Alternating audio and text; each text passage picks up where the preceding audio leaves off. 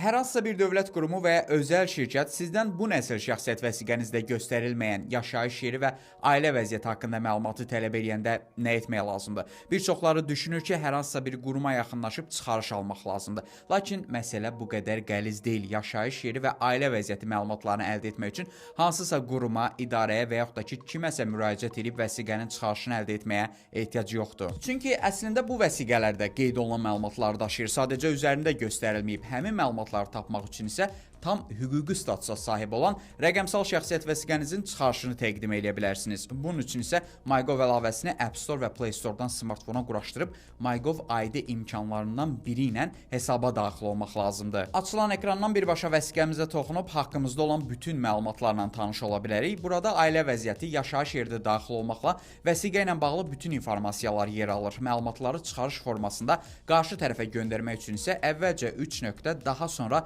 yüklə seçimini etmək lazımdır. Bu halda məlumatları PDF formasında bölüşmək olar. Eyni zamanda QR paylaş imkanı ilə qarşı tərəfin məlumatlarınızı təsdiqli formada əldə etməsi üçün QR kod da yaratmaq olur. Bu qədər sadə, başqa yerə müraciət eləmədən cəmi 2 addımda bu məlumatları göstərdiyim qaydada təqdim eləmək mümkündür. Əlavə edim ki, bu hüquqi sənəd sayılır və Azərbaycan ərazisində tam keçərlidir. Belə dostlar, ümid edirəm ki, bu məlumat sizin üçün faydalı oldu. Videonu yadda saxlayın ki, ehtiyac olduğu anda rahat tapa biləsiniz.